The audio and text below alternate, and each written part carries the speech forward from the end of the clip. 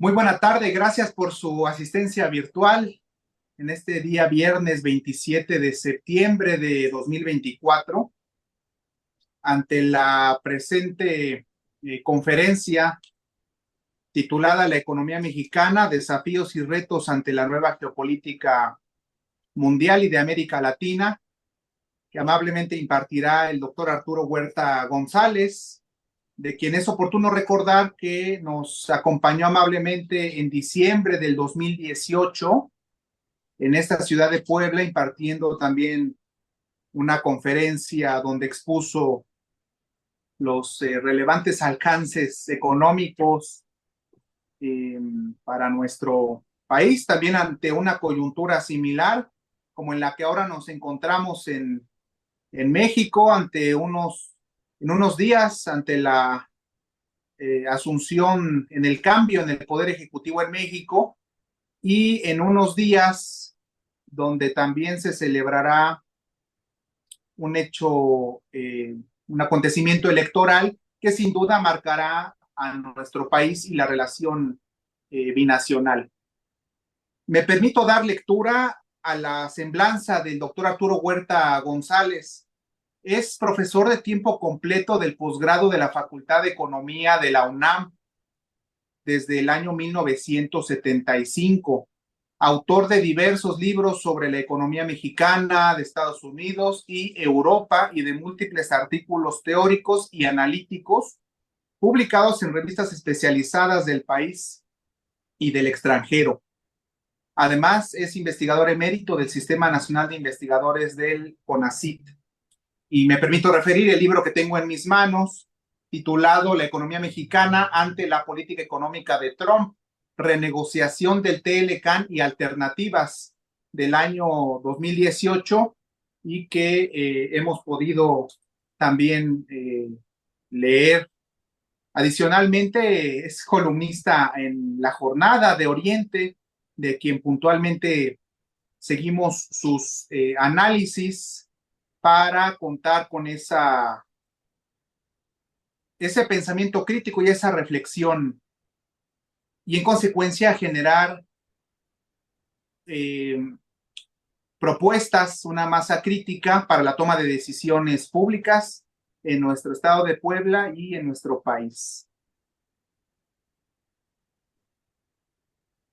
Me permito compartir pantalla para visualizar una presentación que amablemente el doctor Arturo Huerta ha presentado para nosotros. Adelante, doctor Arturo Huerta, en lo que comparto pantalla, le escuchamos, por favor, y gracias por su tiempo. No, al contrario, agradezco la invitación de Ernesto García para dar esta charla. Agradezco la presencia de todos los que nos ven a través de sus pantallas. Yo me encuentro en mi año sabático acá en el Instituto Levy de Economía de Bard College, en el estado de Nueva York, desde el 1 de febrero de este año, pero ya regresaré a México a fines de diciembre. El trabajo que voy a presentar está dentro de la investigación que voy realizando a lo largo del año, ¿no? Eh, Empezamos con la primera, donde se titula La nueva geopolítica mundial y de América Latina. O sea, ¿qué es lo que ha pasado, venido pasando del 99 al 2023? El grupo G20, que era el hegemónico en el 99, controlaba el 45% del Producto Interno Bruto a nivel mundial.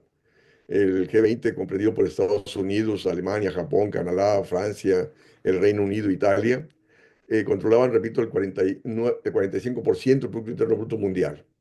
Y el año pasado pasaban a controlar el 30%. Hay una disminución de 15 puntos porcentuales en estos 24 años últimos. En cambio, los países del BRIC, los BRICS, comprendidos por China, Rusia, India, Brasil y Sudáfrica, en el 99 comprendían el 22% del Producto Interno Bruto mundial y hoy en día, o sea, en el 2023, el 36%. Es decir, cómo ha habido un cambio dentro de la hegemonía económica mundial donde el G7 pasa a tener menor participación en el Producto Interno Bruto Mundial y hay una creciente participación de los llamados BRICS. Y hay que tomar en cuenta de que ha venido incrementándose el número de países dentro de los BRICS, como alternativa al bloque hegemónico que venía dándose, comandado por Estados Unidos. Y los conflictos bélicos que estamos viendo hoy en día, pues están relacionados con respecto a esto, ¿no? Es decir, cómo Estados Unidos y la OTAN, o sea, están apoyando a Ucrania en contra de Rusia, cómo el mismo Estados Unidos está apoyando a Israel en contra de los palestinos, en contra del Líbano, o sea, de los países del Medio Oriente, como un afán, repito, de no perder la hegemonía a nivel mundial, siendo que en lo económico la viene perdiendo significativamente. Es decir, ha habido una disminución de 15 puntos porcentuales en su control del Producto Interno Bruto Mundial en los últimos 24 años. Y en esos 24 años, los BRICS han visto incrementada su participación en 14%. Es decir, crecen a costa de la disminución de la participación del G7. Ahora, en la siguiente transparencia, podemos ver la participación de China y Estados Unidos en las exportaciones en el comercio mundial del 2000 al 2023. O sea, China, antes de entrar a la Organización Mundial de Comercio, participaba con el 3,96% del comercio mundial y Estados Unidos participaba con el 12,42% del control de las exportaciones a nivel mundial. El año pasado, las exportaciones de China pasaron a representar el 17,06% de las exportaciones mundiales y Estados Unidos bajaron del 12 al 10%. Es decir, cómo China le ha venido disminuyendo la presencia en el mercado internacional a Estados Unidos. Y no solamente en el mercado mundial, sino en el propio Estados Unidos hay una creciente participación de China. Y no por nada las políticas arancelarias que Estados Unidos ha venido instrumentando en contra de los productos de China, desde el gobierno de Donald Trump y que mantiene el gobierno de Biden en su política de poner fuertes aranceles a las importaciones provenientes de China. Y esto refleja que Estados Unidos tiene una pelea perdida, ¿no? Porque China sigue avanzando en desarrollo tecnológico, en su presencia a nivel mundial. China se ha convertido en el primero o segundo socio comercial de todos los países a nivel mundial.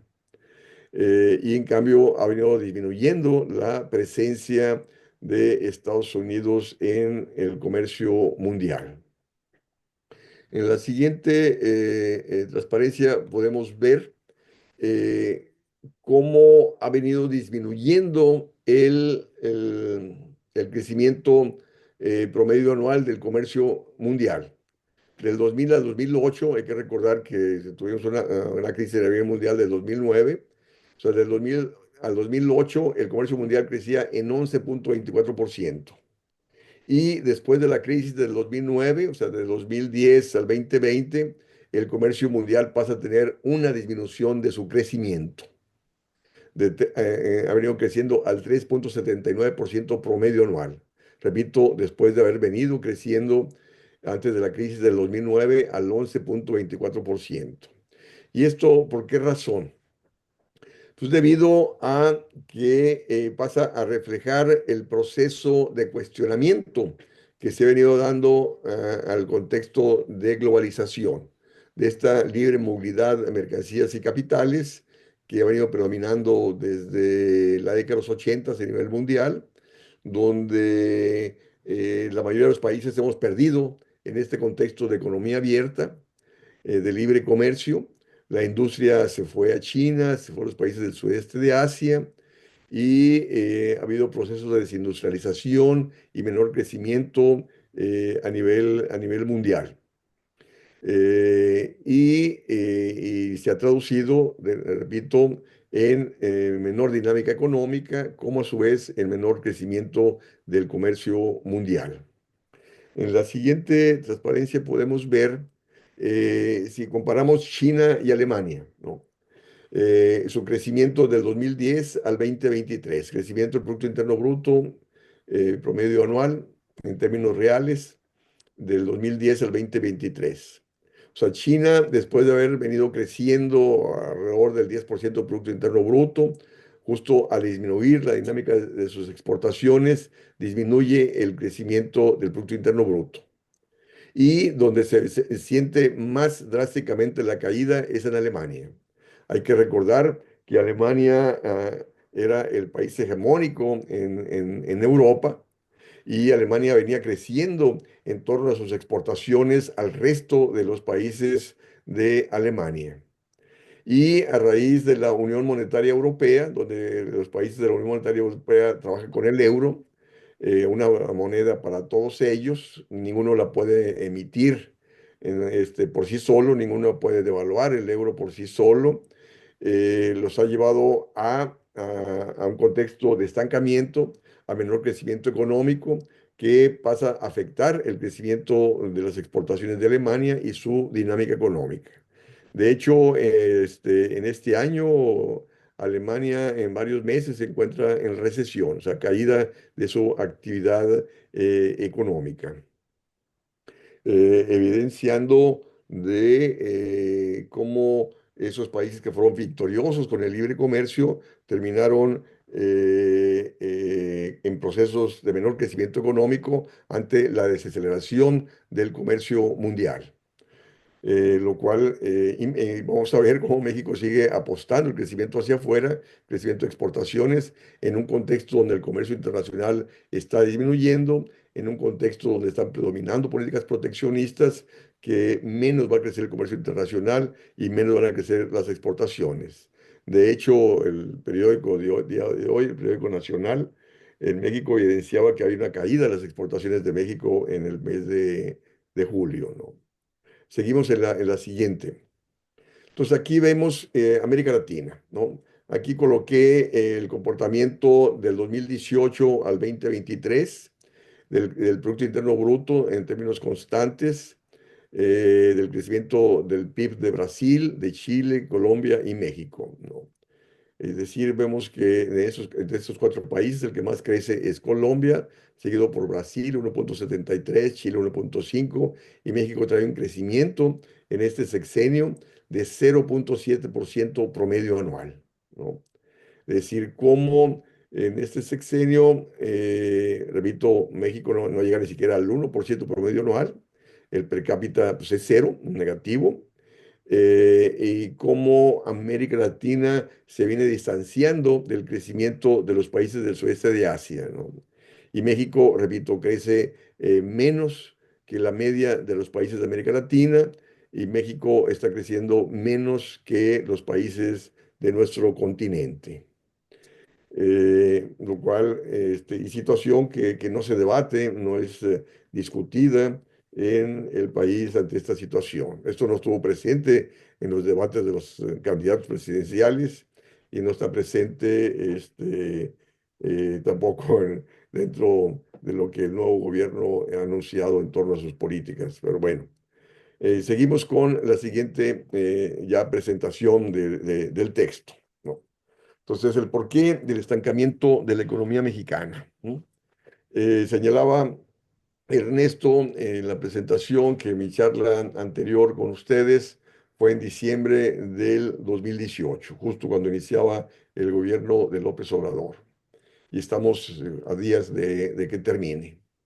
Y, repito, configuró un contexto de estancamiento con inflación. Una inflación que ronda el 4,5%, un estancamiento de 0,7% promedio anual. ¿El porqué de esto? Es justo porque han predominado las políticas neoliberales. O sea, por más del discurso del gobierno de que es antineoliberal, siguen las mismas políticas económicas de los gobiernos anteriores. políticas de libre movilidad de mercancías, libre movilidad de capitales, cómo se prioriza la austeridad fiscal, la disciplina fiscal, han venido predominando altas tasas de interés, se ha trabajado con un peso fuerte, la estabilidad de la moneda, y ahorita vamos a analizar las presiones que enfrenta. Se desreguló el sistema bancario, que gana lo que quiere. El sistema bancario ha pasado a ser disfuncional, la dinámica económica, de hecho, desde la década de los 80. Y cómo todas esas políticas económicas de alta tasa de interés, estabilidad cambiaria, austeridad fiscal, actúan a favor del sector financiero. Y ahí están las grandes ganancias de la banca. Y esas políticas de austeridad fiscal han venido disminuyendo la participación del gobierno en la actividad económica. Todas estas políticas, repito, atentan sobre la actividad económica, sobre la competitividad e incrementan el déficit de comercio exterior. Pasamos a importar más de lo que exportamos.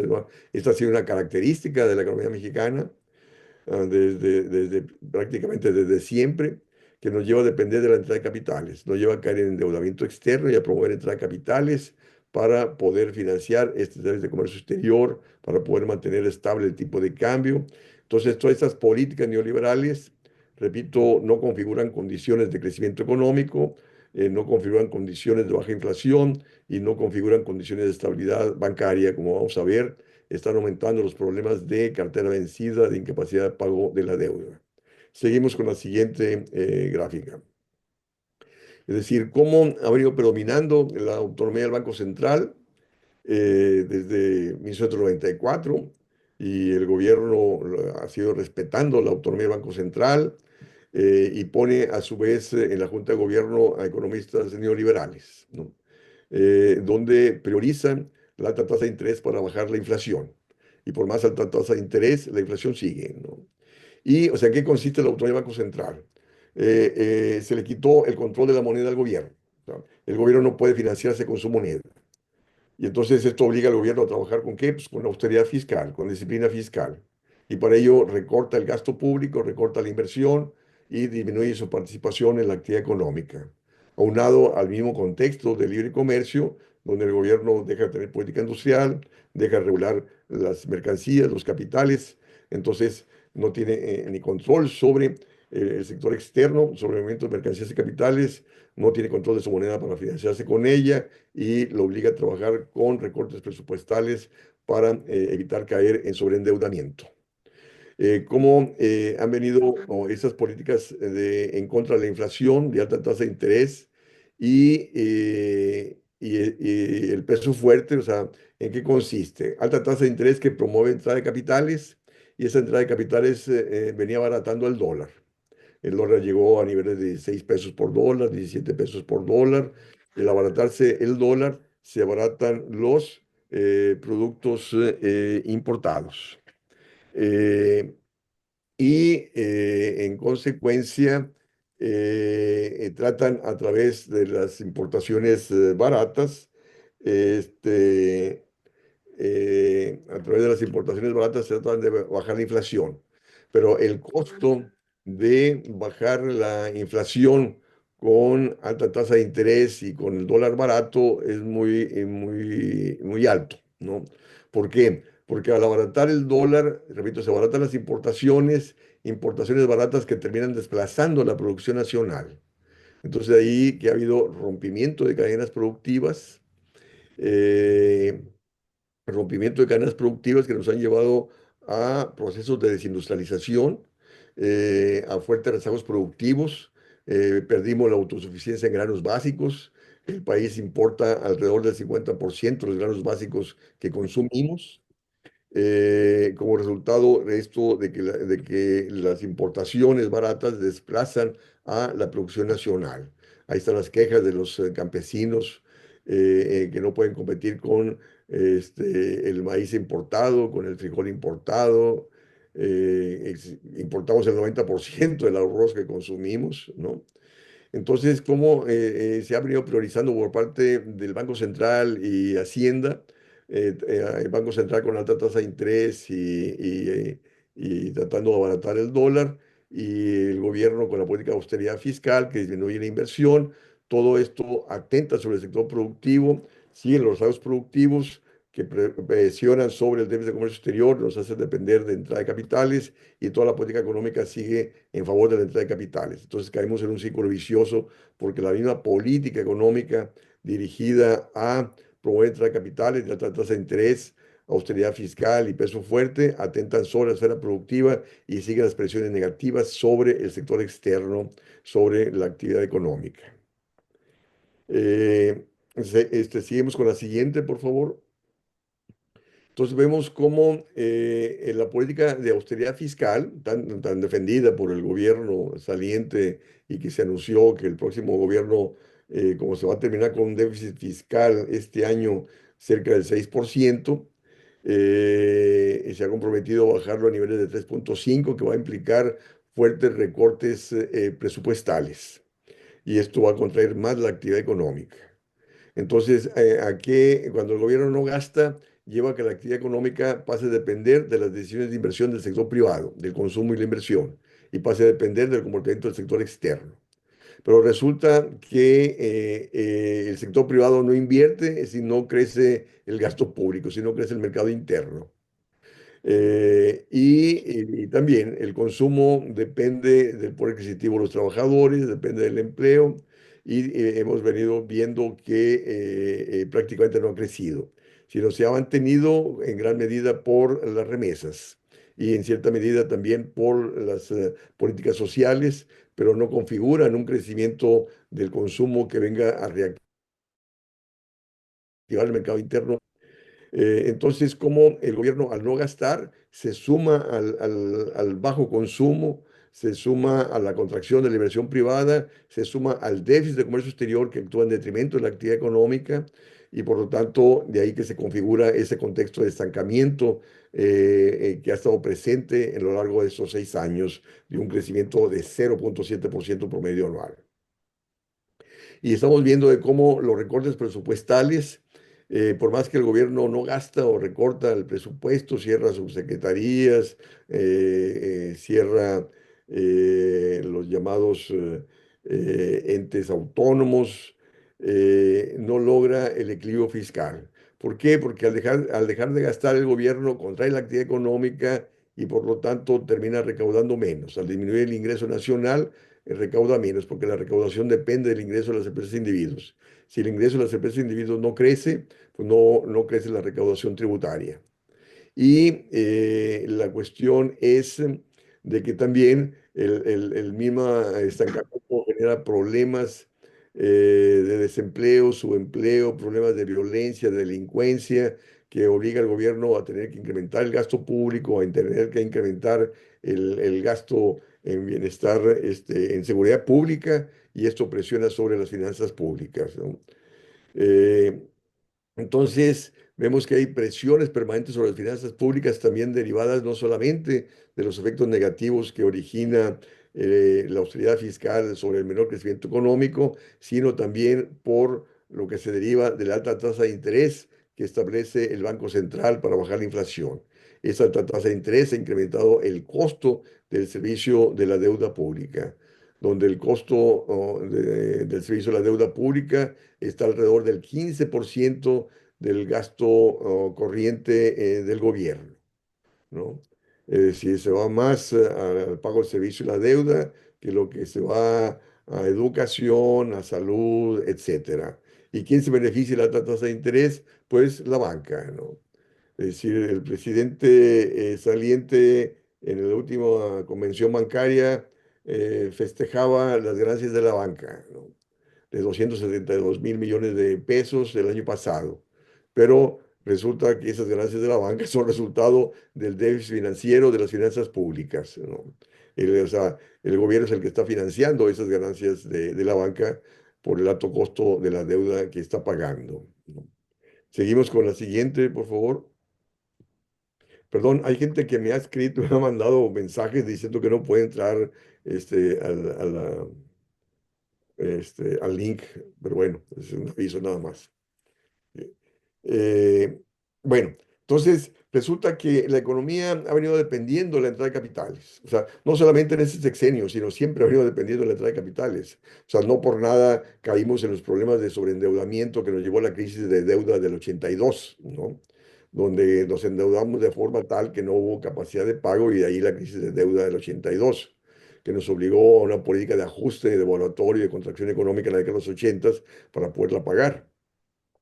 Entonces, lo que ha venido pasando de los 90 a la fecha es que bueno, los gobiernos anteriores al presente recurrían a vender empresas, a abrir a Pemex y la CFE a la inversión extranjera para que viniera capital y así financiar el déficit del sector externo y estabilizar el tipo de cambio. Pero en el gobierno actual se ha priorizado mantener un alto diferencial de tasa de interés con la de Estados Unidos para que el capital financiero venga y así financiar el déficit externo y mantener estable el tipo de cambio.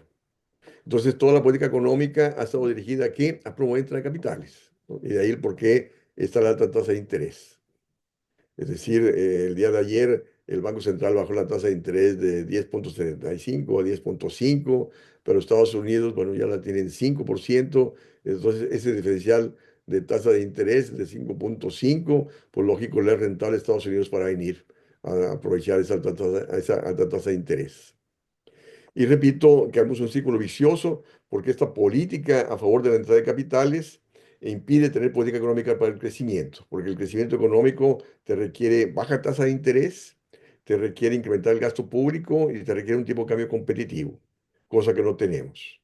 Y la cuestión es de que esta situación genera un contexto de incertidumbre, porque al depender de la entrada de capitales surge el riesgo, la incertidumbre de en qué medida México tiene asegurada la entrada de capitales, ¿no? Y el capital viene en la medida en la cual tú le aseguras condiciones de rentabilidad, ¿no? ¿Cómo le vas a pagar esa alta rentabilidad en un contexto donde la economía no está creciendo, ¿no? Entonces, de ahí que el capital pues lo va a seguir pensando varias veces si viene, si va a seguir viniendo en un contexto donde está creciendo la deuda, en un contexto donde no está creciendo la economía y al no crecer la economía, pues no se configuran condiciones de pago. Y luego más en el sentido de que están las presiones sobre el sector externo ante la caída de las exportaciones. Seguimos con la siguiente presentación, lámina. Eh, Se señala cómo la entrada de capitales hace posible el déficit de comercio exterior. Lógico, si no hubiera entrada de capitales no podríamos importar más allá de lo que exportamos, ¿no? Si no hubiera entrada de capitales no podríamos pagar la deuda. Es decir, hemos caído en una situación de deuda para pagar deuda. Es el llamado efecto Ponzi. Y esto origina un problema de riesgo tremendo, ¿no? En el sentido que te están prestando para que les pagues. Ujú. Y lógico, ellos ponen condiciones de que te prestarán justo para que les pague, pero siempre y cuando sigas abriendo sectores a su favor. Y de lo que dije anteriormente, ¿no? Como esa entrada de capitales se sigue manteniendo una moneda apreciada, un dólar barato, que te sigue actuando en favor de las importaciones, en detrimento de la producción nacional, alta tasa de interés que te frena la inversión, te frena la producción, siguen los rezagos productivos y sigue creciendo las importaciones, sigue creciendo el déficit, que te lleva a depender más y más de la entrada de capitales. Y esa entrada de capitales no te impulsa el crecimiento económico, porque esa entrada de capitales no va a la inversión. La entrada de capital financiero, repito, va a comprar deuda pública, gana, especula, ¿no? Y no se invierte en la esfera productiva. La inversión que va a la esfera productiva es la que llega para exportar. Y ahí que el gobierno mexicano está apostando al llamado nearshoring, esta entrada de inversiones que vendrá supuestamente a exportar a Estados Unidos. Pero resulta que esas inversiones están paradas, ¿no? Dependiendo de cuál va a ser la política de Estados Unidos, si gana Trump o cualquiera que gane.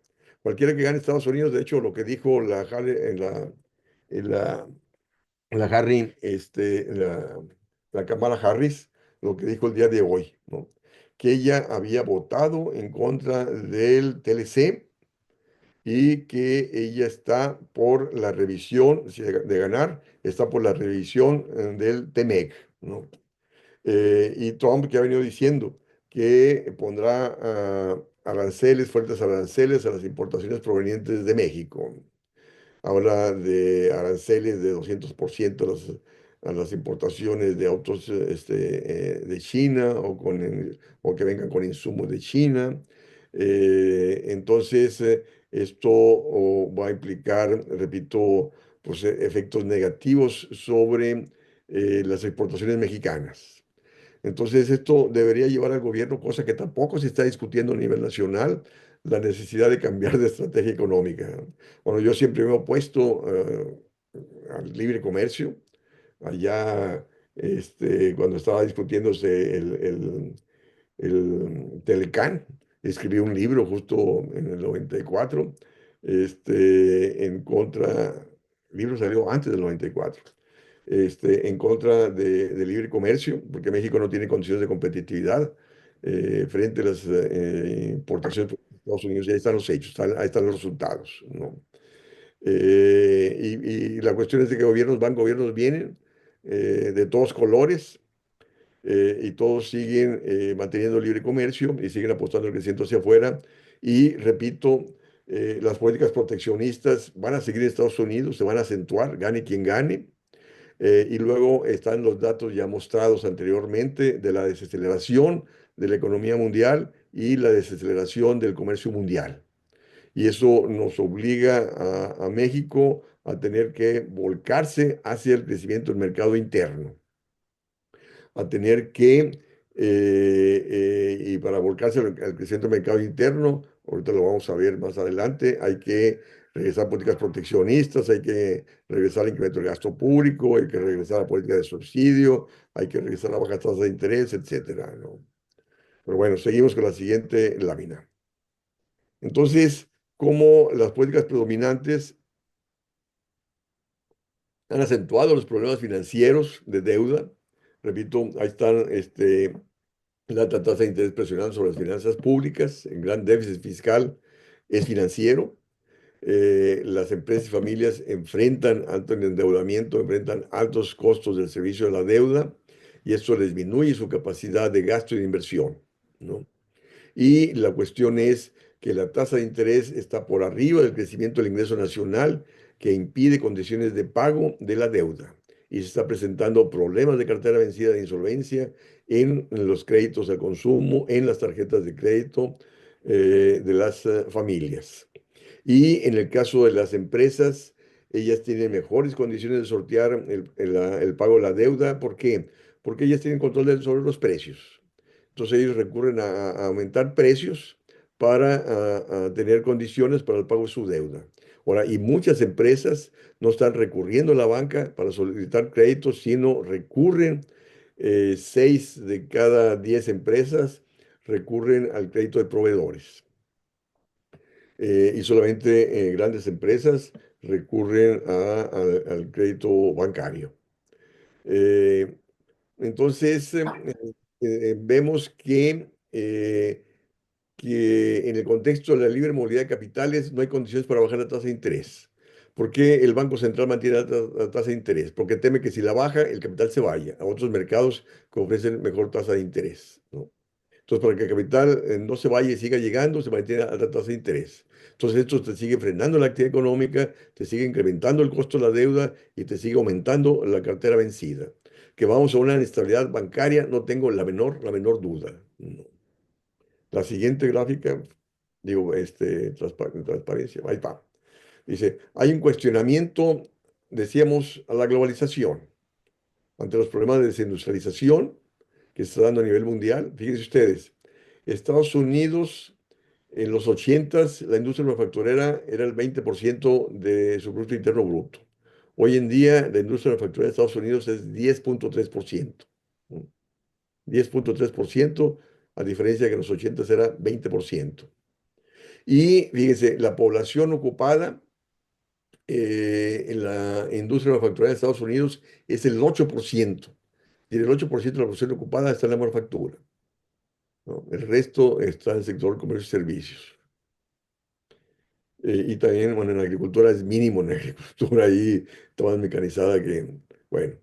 Entonces, ante los problemas de desindustrialización, ante los problemas de menor crecimiento, ante los problemas de pérdida de empleo, eh, y pérdida de manejo de la política económica, De ahí que, repito, muchos países están regresando a políticas proteccionistas, a la necesidad de políticas industriales, y en muchos países se está cuestionando la autonomía del Banco Central, en el sentido de la necesidad de que los bancos centrales respondan a las necesidades financieras del gobierno para que los gobiernos tengan recursos suficientes para encarar, retomar el crecimiento económico y generar condiciones de empleo.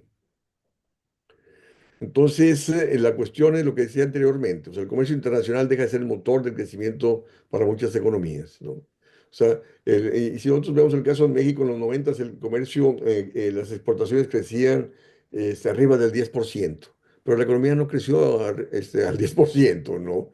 Repito, nosotros venimos que teníamos un crecimiento de 2,4% promedio anual, y que se beneficiaba, quien se ha beneficiado de las exportaciones han sido las empresas transnacionales, ¿no? Y no el país. Y esas empresas transnacionales trabajan con altos componentes importados. Su valor agregado nacional es bajo, ¿no? Solamente utiliza la mano de obra. Y vienen por la ventaja de localización, de que México es el vecino más cercano del principal mercado del mundo. Entonces, repito, muchos países están regresando a las políticas proteccionistas, a políticas industriales, y las políticas industriales requieren de subsidios, requieren de trato preferencial, y en México no tenemos política industrial, no tenemos política agrícola, no tenemos política crediticia, política de subsidios en favor de impulsar la inversión industrial y agrícola, ni políticas arancelarias, y se sigue insistiendo en tratar de abaratar el dólar con alta tasa de interés, y lo cual favorece las importaciones y no la producción nacional, que es desplazada por las importaciones. Seguimos con la siguiente transparencia. Bueno, aquí vamos a la cuestión de los desafíos y retos que se enfrentan, ¿no? Entonces, aquí podríamos colocar, repito, en la charla pasada de diciembre del 2018, anunciaba yo justo la cuestión de que los desafíos y retos que se enfrentaban en el 2018, a fines del 2018, pues era la necesidad de romper con el modelo neoliberal, era la necesidad de romper con el modelo neoliberal justo para poder crecer, que el gobierno tuviese el manejo de la política económica, para poder que la política económica respondiera en favor de lo productivo, en favor del pleno empleo, en favor del bienestar de la población, en favor de la distribución de ingresos. Y resulta que esos desafíos y retos pues, no se dieron en este sexenio que está terminando en estos días. Entonces, ¿cuáles serían los desafíos y retos del sexenio que empieza a partir del martes 1 de octubre? Pues sería no continuar con las políticas neoliberales, ¿no? No continuar con las políticas de libre movilidad de mercancías y capitales, con la desregulación del sistema financiero, no continuar con la austeridad fiscal, no continuar con las altas tasas de interés, eh, con la desregulación del sistema bancario que gana lo que quiere, que hace lo que quiere, sino que hay que replantear todo, ¿no? Y hay que recordar que si México creció en la posguerra, en los 40, 50, 60 y 70, era porque el gobierno regulaba la economía. El Banco Central dependía del gobierno y el gobierno se financió muchos años con la moneda, ¿no? Y se dice que si el gobierno se financia con su moneda es inflacionario. Pues no. Fíjense ustedes, del 1939 al 58, la economía mexicana creció en 6,2% promedio anual y la inflación fue 7% promedio anual, del 39 al 57. Después vino el llamado desarrollo estabilizador, con Ortiz Mena, del 58 al 70. La inflación pasó a ser 3% promedio anual y el crecimiento 6,4% promedio anual. Pero esa disminución de la inflación fue resultado de que las grandes inversiones de infraestructura que se desarrollaron anteriormente, del 39 al 57, dieron sus frutos de incremento de la producción y la productividad, que resultaron en menor inflación a partir del 58. Y luego también hay que señalar que el gobierno de Ortiz Mena, a fines de los 60, recurrió a deuda externa, justo para financiar el déficit y mantener esas condiciones de estabilidad cambiaria, que el tipo de cambio estuvo preciado por 22 años, manteniendo las importaciones baratas. eh, que llevaron al sobreendeudamiento y la posterior crisis del 82. Entonces, lo que estamos viendo con el modelo neoliberal es que estamos en un contexto donde el gobierno dejó de regular la economía, el gobierno dejó de controlar la moneda, pasó a trabajar con la austeridad fiscal y pasamos a tener un gobierno en la actividad económica. Dejamos de tener política industrial, dejamos de tener política agrícola, pasamos a un contexto de libre movilidad de mercancías y capitales que nos ha llevado a tener menos producción industrial, menos producción agrícola y a depender más y más de las variables externas. Y de ahí que la política económica, decíamos, ha venido dependiendo de la entrada de capitales y la política económica, repito, se ha dirigido a promover entrada de capitales y por lo tanto a no tener política económica en favor del crecimiento y el empleo. Entonces, de ahí que necesitamos retomar el manejo de la política económica para que actúe en favor del sector agrícola, el sector industrial y del pleno empleo, que haya empleo para todo aquel que lo busca y no lo encuentra, ¿no? Y para dejar de depender de la entrada de capitales, hay que disminuir el déficit de comercio exterior. Es decir, eso pasa ¿por qué? Por tener política industrial, política agrícola, por proteger la producción nacional frente a importaciones, por impulsar, repito, la sustitución de importaciones, impulsar el autoabasto para disminuir el crecimiento de importaciones, incrementar el valor agregado nacional de las exportaciones y así, al disminuir el déficit de comercio exterior, estaremos disminuyendo los requerimientos de entrada de capitales para dejar de tener alta tasa de interés y para poder tener política económica en favor del crecimiento económico. Seguimos con la siguiente, ¿no? Entonces, vemos que otro de los retos es que la economía no debe depender del financiamiento externo, ¿no? Es decir, el gobierno tiene que financiarse con su moneda. ¿M? Y para ello necesitamos replantear la función del Banco Central. Fíjense ustedes, en la crisis del 2020, el gobierno de Inglaterra llegó a un acuerdo con el Banco Central de su país, que es autónomo, pero llegaron a un acuerdo en abril del 2020 en el que el Banco Central de Londres le compraría toda la deuda que el gobierno emitiese al 0,1% para que el gobierno tuviese recursos para poder encarar la pandemia y para poder apoyar empresas y apoyar desempleados para evitar una severa crisis. Situación que no se dio en el país. En el país en el 2020 se mantuvo alta tasa de interés, austeridad fiscal y no por nada la actividad económica cayó 8,5% en el 2020. Entonces, necesitamos un banco central que responda a las necesidades nacionales y no a los intereses del sector financiero, que es el que ha venido ganando por las altas tasas de interés que el Banco Central establece, ¿no? Necesitamos un banco central que ponga en el centro los objetivos de crecimiento con baja inflación y estabilidad financiera. Y para poder compatibilizar crecimiento económico con crecimiento económico con baja inflación y alto empleo, pues necesita trabajar con baja tasa de interés, ¿no? ¿Para qué? Para incrementar la producción, incrementar la oferta y así bajar la inflación en condiciones de crecimiento económico y alto empleo.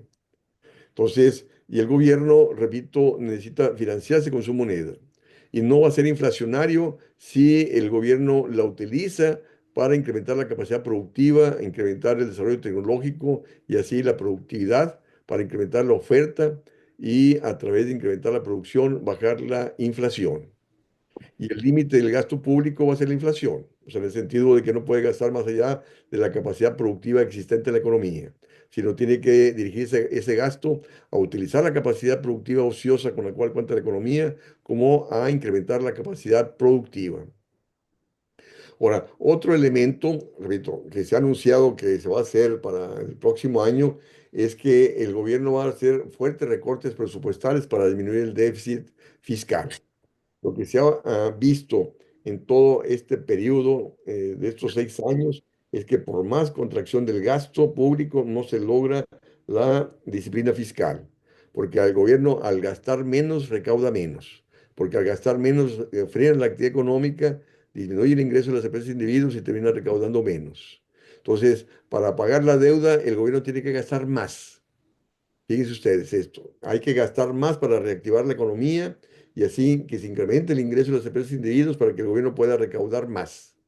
No solamente gastando más, incrementa la actividad económica y se incrementaría la recaudación tributaria para disminuir el déficit y disminuir el monto de la deuda. Seguimos con la siguiente, la última, transparencia. Vemos que lo que dijimos anteriormente, o sea, no se puede continuar con la libre movilidad de mercancías y capitales, que han actuado en detrimento de la actividad económica nacional. Y esta libre movilidad de capitales nos impide bajar la tasa de interés. Hay que poner un control al momento de capitales para poder bajar la tasa de interés y el capital no se vaya.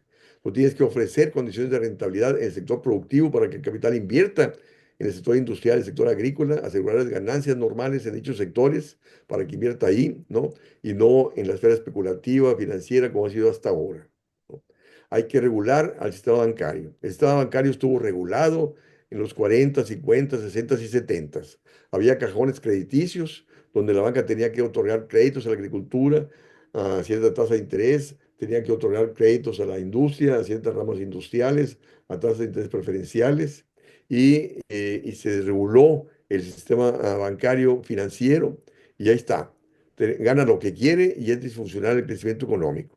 O sea, ¿cómo es posible que el año pasado, y de hecho este año también están aumentando las ganancias de la banca, haya tenido ganancias de 272.000 millones de pesos en un contexto donde la economía mexicana, repito, no está creciendo, ¿no?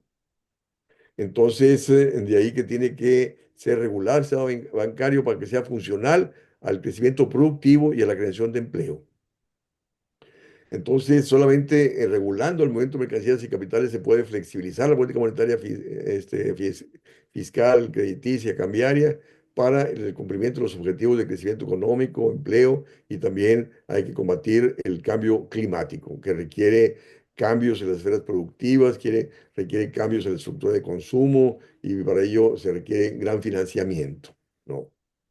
Ahora, y por último, la necesidad de democratizar la toma de decisiones, ¿no? Se habla mucho de democracia en todos los países, pero no hay democracia. Digo, acá en Estados Unidos el concepto de democracia está tremendo, o sea, se habla en cada momento como si hubiera democracia en este país, ¿no? Y que a su vez no respeta la democracia de otros países. Pero bueno, la cuestión es de que no hay democracia en la toma de decisiones, ¿no?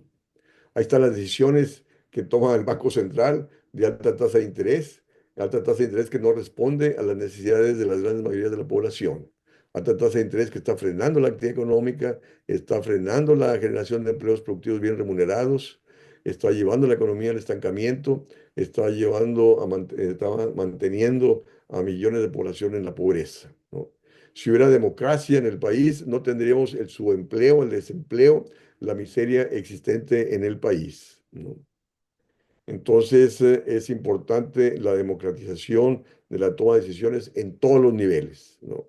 No hay democracia en los partidos políticos. Ahí vemos que la familia presidencial que trata de perpetuarse, por favor, no estamos en Corea del Norte. Pero bueno, entonces aquí dejaría la intervención para pasar a los comentarios y preguntas. Gracias. Perdón, doctor Arturo Huerta, falta Sí. una lámina nada más. No, ya, bueno, yo ya la puse, sobre es que yo la tengo aquí en mi pantalla. Ponla, Ya, ya. O sea, muy bien, sí. de donde digo que hay que replantear todo, ¿no? Hay que regular el aumento de mercancías y capitales, hay que regular el sistema bancario en favor de lo productivo y del pleno empleo, para poder tener política económica en favor de lo productivo y no de las empresas transnacionales, no a favor del sector financiero nacional e internacional. Que los objetivos centrales que debe tener la política económica es el pleno empleo bien remunerado para todo aquel que lo busque y no lo encuentra, como el combate al cambio climático, ¿no? Para mí son objetivos fundamentales que la política económica debe cumplir, ¿no? Y no como hasta ahora que ha actuado sacrificando el crecimiento económico, sacrificando la creación de empleo bien remunerado, sacrificando el combate al cambio climático.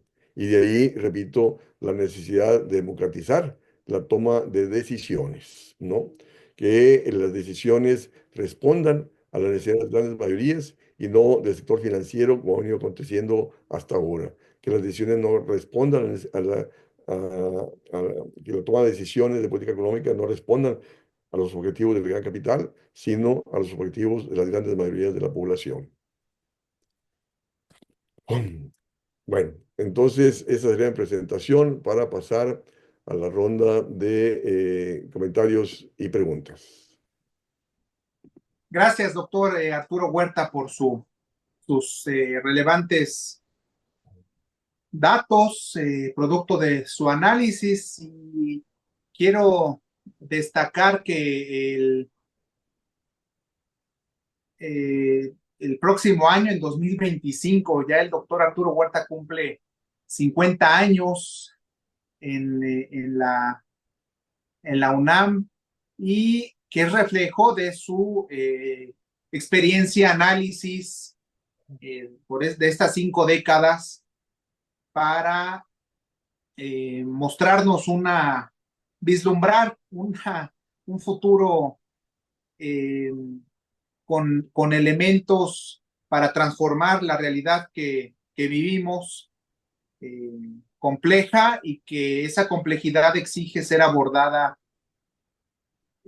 con factores múltiples, como ya amablemente lo expuso con nosotros. Transitamos al tercer punto del orden del día, con comentarios adicionales, preguntas y respuestas. Agradeceré amablemente puedan manifestar su deseo, su voluntad de participar, levantando la mano física o virtual, para enlistar las participaciones. Acá el señor Ricardo Villa está levantando Sí, la... sí, visualizo a don Ricardo Villa. Le pido su pregunta o comentario, ingeniero, breve, para transitar a otras intervenciones, por favor. Le ¿Cómo escuchamos. no? Pues muy bien, felicidades, don Arturo. Saludos. Una magnífica exposición, como siempre. Desde que nos vimos ahí en Atlisco, ¿verdad? Invitados por la señora Esperanza Sánchez, hace ya varios años, pues coincidimos plenamente con la forma en que usted enfoca la economía nacional. Esa es la realidad. Es increíble que el gobierno que tanto dice combatir, ¿verdad?, el modelo neoliberal, pues no lo haya cambiado. No tuvo el arrojo, no tuvo la valentía, no tuvo la visión. Y francamente, para Rogelio Ramírez de la O, ¿no?, con un doctorado de Cambridge, donde pues casi nada, ¿verdad?, surgió John Maynard Keynes y su discípula favorita, Joan Robinson.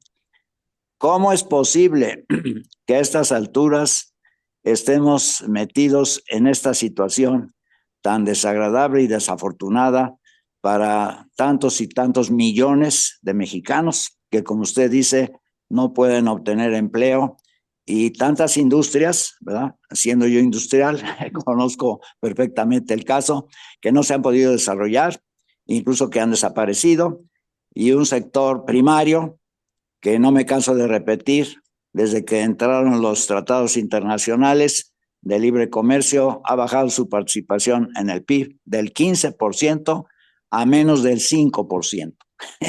Eso es verdaderamente increíble.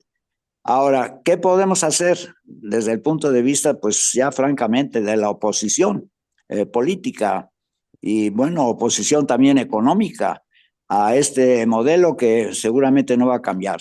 El año 25 usted lo ha descrito, no hay gran esperanza, las cifras no dan, la austeridad nos va a hundir todavía más, el crecimiento va a ser limitadísimo y pues francamente el gobierno está entrando en aguas profundas, como todos los comentaristas lo dicen, ¿no? Esto no es novedad tampoco, ¿no? Entonces, pues ante la exposición de usted y ante las preocupaciones tan grandes que tenemos sectores de la población, ¿verdad?, sobre el modelo económico y la falta de democracia, como dice usted bien dicho, en la toma de decisiones, que sencillamente se han mantenido en un círculo completamente cerrado, cosa increíble y además inaceptable. ¿Cómo podemos nosotros romper esta situación de tipo conceptual para que la economía de México vuelva por sus fueros y podamos tener esos famosos crecimientos del 6% que tuvimos por muchos años, hace mucho tiempo, desde la época, como dijo usted, del licenciado don Antonio Ortiz Mena. Pues haré mis reflexiones que, como siempre, coinciden con su enfoque y lo felicito. Hay que seguir empujando. México no se puede dar el lujo de ser cada día más pobre. Es verdaderamente un acto, diría yo, antipatriótico. Con eso termino mi intervención. Muchas gracias. Gracias, don Ricardo. Adelante, doctor Arturo Huerta, ¿alguna consideración, por favor? Sí, la cuestión es esto que decía de Ramírez de la O, que estudió en Cambridge, eh, donde la cuna de Keynes y de la John Robinson. Fíjese usted que yo estuve en mi año sabático, bueno, ahorita estoy en mi año sabático acá en el Instituto Levy de Bar College. En 1996 estuve en mi año sabático en Cambridge. Llegué un 2 de enero y regresé un 22 de diciembre del 96 a México. Y sabe usted que yo cuando llegué entré a la biblioteca de la Facultad de Economía, yo me imaginaba que la biblioteca iba a tener el nombre de John Maynard Keynes. Y no, tiene el nombre de Marshall, ¿no? Que es neoclásico, ¿no? De los defensores de... Y resulta que la mayoría de los profesores de Cambridge, ahí donde estudió el doctorado Ramírez de la O, son neoliberales, ¿no? No existe más la tradición de Keynes y la de George Robinson.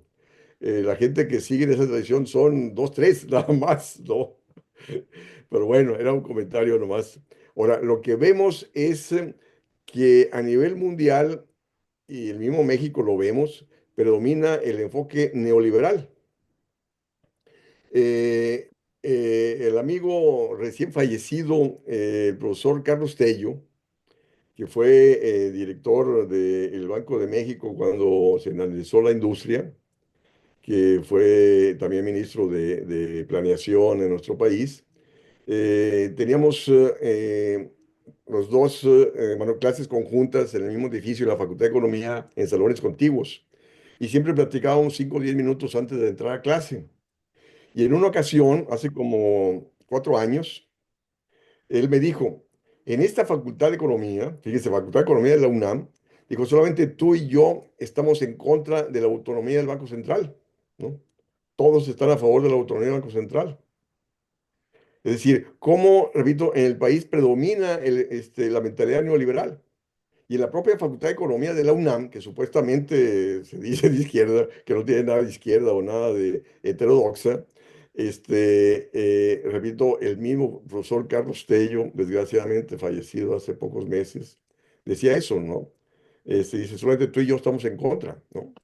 Eh, y la cuestión es, de nuevo, ¿no?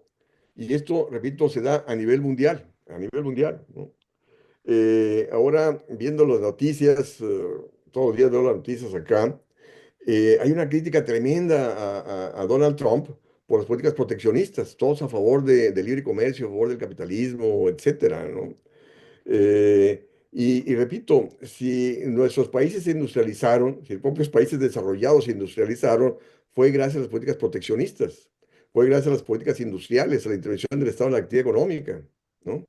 Y si nos hemos descentralizado, ha sido justo por las políticas estas de más mercado y menos Estado, ¿no?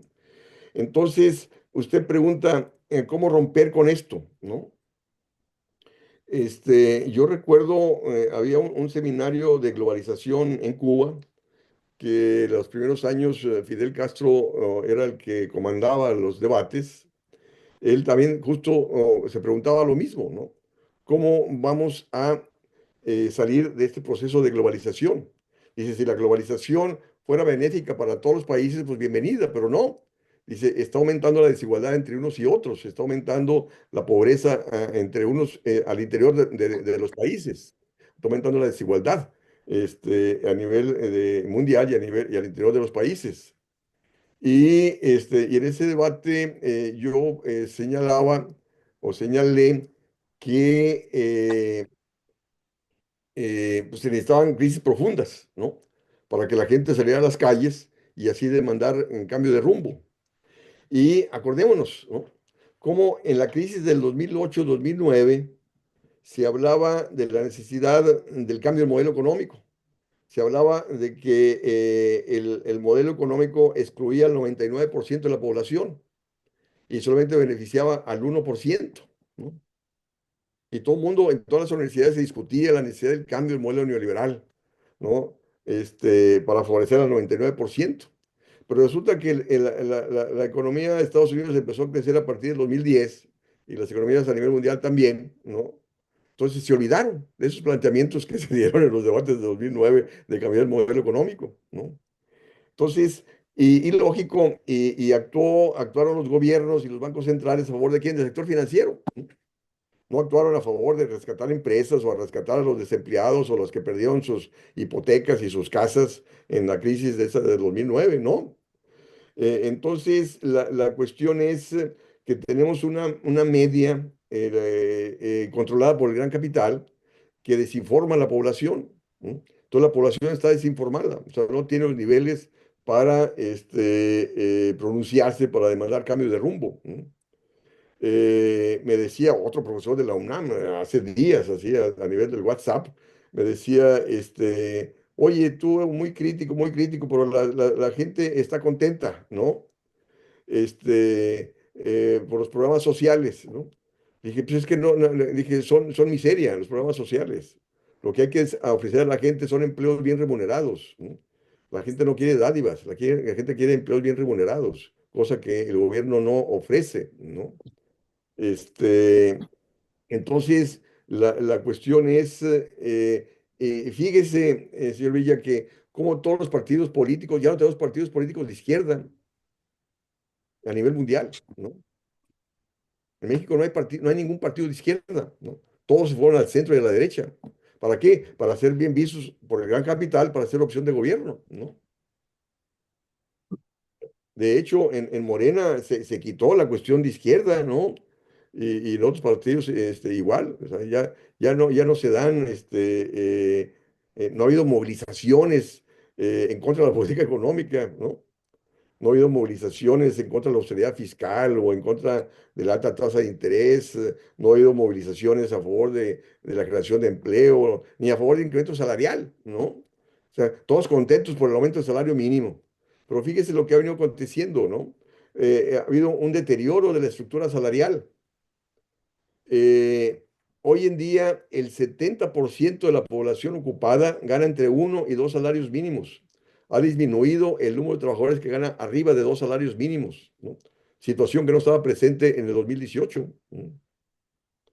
Entonces, eh, la cuestión es de que, pues sí, ¿no?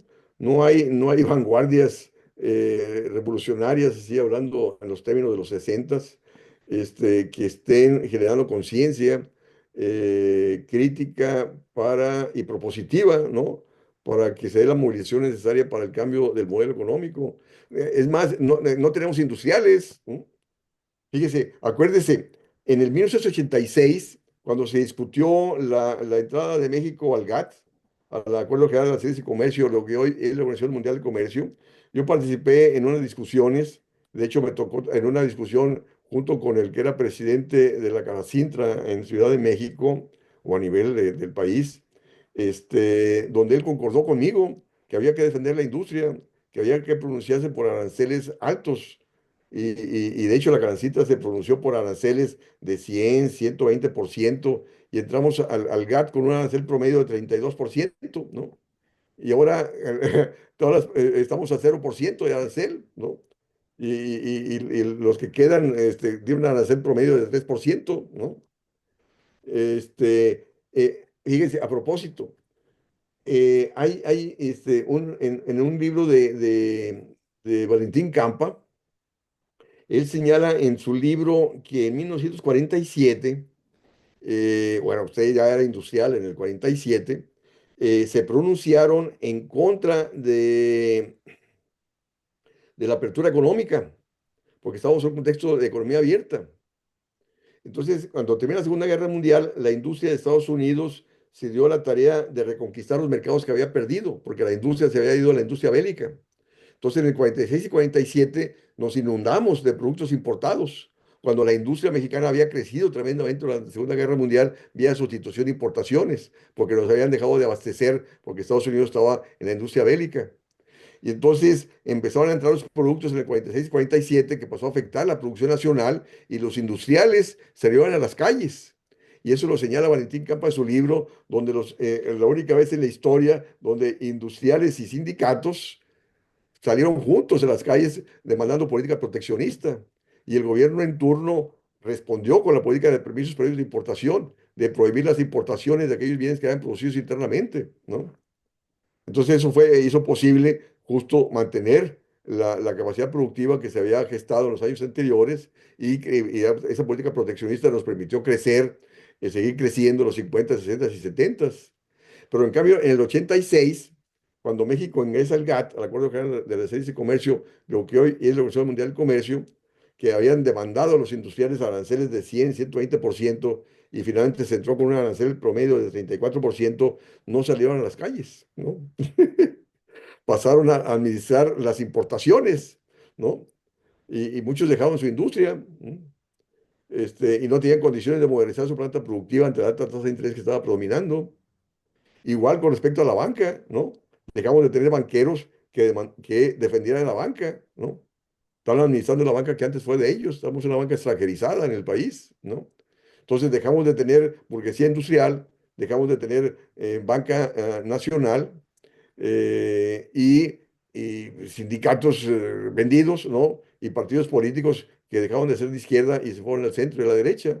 Entonces, en esas condiciones, señor Villa, no hay ninguna condición, repito, de poder romper con el modelo neoliberal, ¿no? Entonces, surge la pregunta, una crisis de proporciones que vendrá, que no tengo la menor duda de que vendrá, ¿no?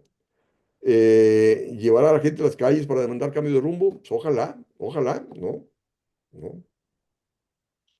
Gracias, doctor Arturo Huerta. Nuevamente la invitación para quien desee externar alguna participación. En breve me permitiré leer el comentario en el chat. Me permito destacar que nos acompaña el embajador de México en Uruguay, el embajador Víctor Manuel Barceló Rodríguez.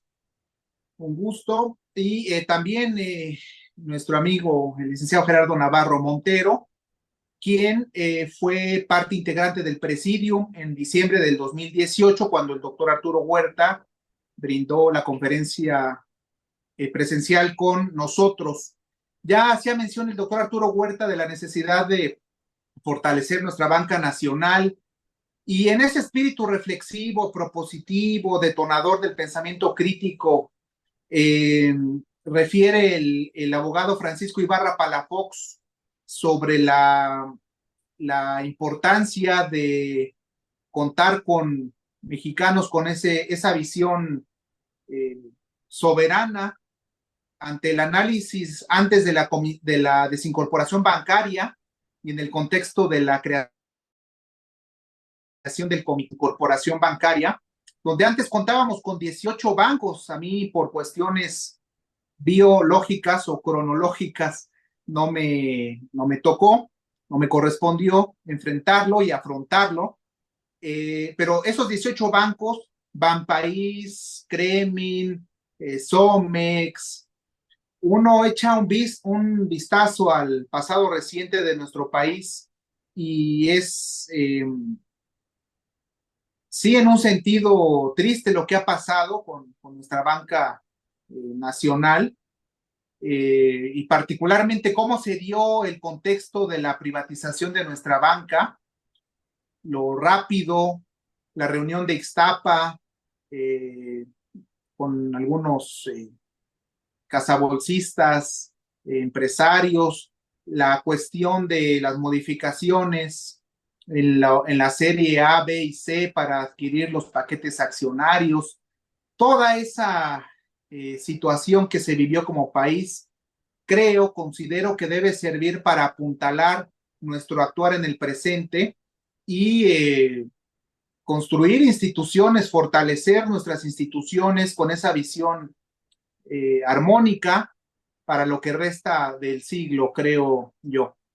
¿Alguna intervención, alguna participación por parte de los asistentes virtuales? Solicito amablemente puedan manifestar su deseo de participar levantando la mano y lo solicita el maestro Telésforo Américo Guerrero González, de quien previamente había enviado un mensaje y considero yo que podrá hacerlo de viva voz y posteriormente el embajador Víctor Manuel Barceló. Adelante, maestro Telésforo Américo, le escuchamos. Muy buenas tardes a todos. Me da mucho gusto poder saludarlos a través de esta vía y a la vez, como lo señala nuestro compañero coordinador Ernesto, felicitar al doctor por esta brillante plática, conferencia, pero además oportuna. Mi pregunta solamente es, ojalá y usted pudiese darme una poca de luz. ¿Cómo podemos democratizar la toma de decisiones? A veces uno confía en el caso de los sindicatos, le damos el voto de confianza a los dirigentes. En el caso de los gobiernos, le damos el voto de confianza a los gobernadores. En el caso de esta gestión gubernamental que va a concluir, le dimos también la confianza para las encuestas, para supuestamente que todo fuese más democrático, más consensuado, la participación ciudadana, la participación del pueblo. ¿Existe, doctor, algún método que nos permita ser más confiable? Las encuestas ya sabemos que se acomodaban. En el caso de los consensos, será a través de la presencia física de los dirigentes o de los actores sociales o de los sectores productivos para poder democratizar una toma de decisión. Pues sí, efectivamente, son las cosas que hay que debatir, de saber cuáles serían los mejores mecanismos para avanzar en dicha propuesta o en esa dirección. Hay leyendo hace poco a Roy Skidelsky, el brillante economista inglés, biógrafo de Keynes. Él en ese artículo cuestionaba justo la autonomía del Banco Central de Inglaterra. Él decía que cómo es posible que tecnócratas presentes en el Banco Central tengan más poder que la gente que es elegida democráticamente, ¿no? Que las decisiones que toma un Banco Central pasan a afectar a todo el país, ¿no? Y diciendo bueno, que afectaba a las grandes mayorías, ¿no? Y señalando él que en última instancia esas decisiones eh, que deberían ser miembros electos, ¿no? En el Banco Central, lógico, ¿no? O sea, no cualquiera va a competir en el Banco Central si no tiene que ser ciertos requisitos de conocimiento de economía monetaria, macroeconomía, etcétera. Pero en el sentido de que sean electos para responder a sus electores, ¿no? Porque la gente que está en los bancos centrales responde al sector financiero, ¿no? No responden a las grandes mayorías de sus países, ¿no? Todos los bancos centrales están a favor de la alta tasa de interés.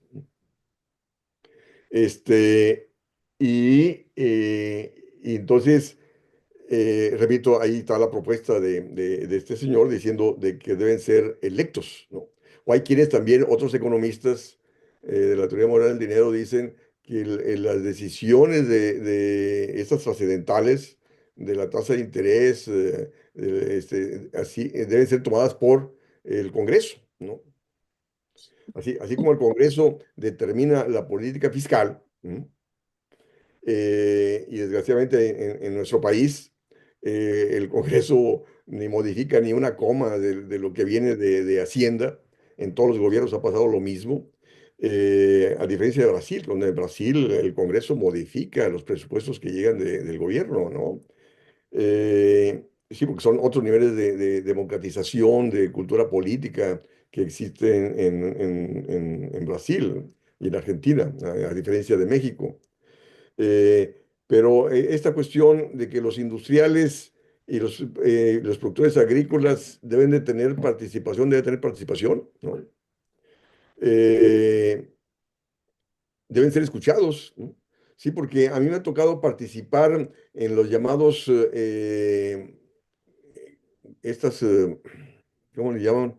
Este, consultas parlamentarias, antes de que toman decisiones, ¿no? Que van ahí supuestos expertos a dar su... A mí me ha tocado participar y para nada, ¿no? Los diputados ni siquiera escuchan, ¿no? Van ahí unos cuantos y lo que uno dice para nada es considerado por los diputados y senadores, ¿no? Es decir, son posiciones de fuerza las que hay que ejercer para ser escuchado, ¿no? Y las posiciones de fuerza, hasta ahora las ha ejercido el sector financiero, y no por nada la política económica responde al sector financiero, ¿no? A nivel nacional y a nivel mundial. Entonces, mientras el sector financiero sigue imponiéndose, no hay cambio de política económica alguna, ni a nivel nacional ni a nivel mundial. Entonces, se requiere una fuerza de contrapeso frente al sector financiero, que tendría que venir de los productores agrícolas, industriales, de los sindicatos, de los empleados y de la gran mayoría de la población, que no está presente, ¿no? Lo que dije anteriormente, ya no tenemos los industriales que tuvimos en los 40, ¿no? Los 50. ¿No? No tenemos los sindicatos, ¿no?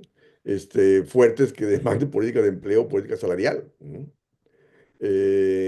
Y no tenemos partidos políticos tampoco, ¿no? Que luchen por objetivos nacionales de desarrollo industrial, agrícola, de empleo, distribución de ingreso, manejo soberano de la política económica para que responda a lo nacional.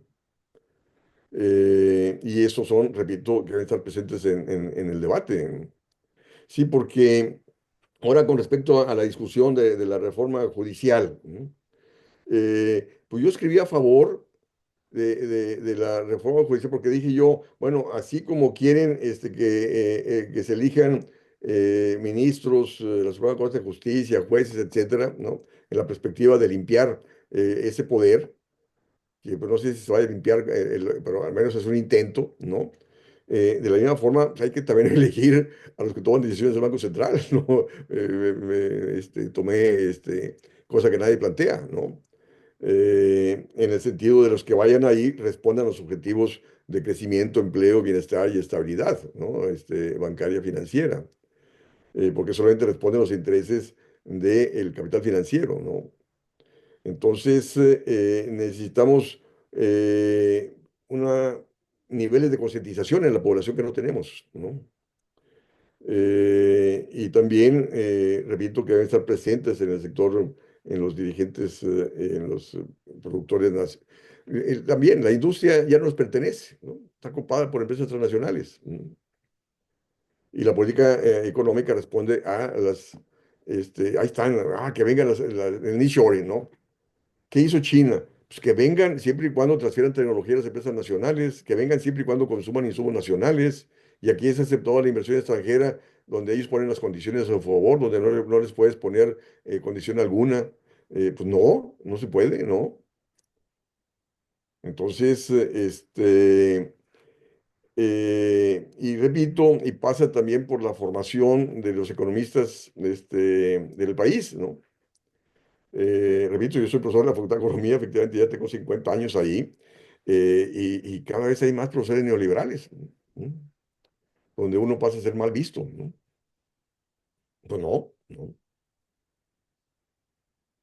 Bueno, escuchemos al Oiga, embajador Barceló. gracias, doctor Arturo Huerta. Disculpen si no visualicé la voluntad de participar de los asistentes. Al colocar en pantalla completa me es imposible hacerlo. Eh, Corresponde el uso de la voz al embajador Víctor Manuel Barceló Rodríguez, posteriormente Carlos Mesa Gutiérrez. Leeré su mensaje o si desea él manifestarlo de viva voz y continuamos ya encaminándonos hacia el final. Embajador Víctor Manuel Barceló, ¿nos apoya activando su micrófono, por favor, para escucharle?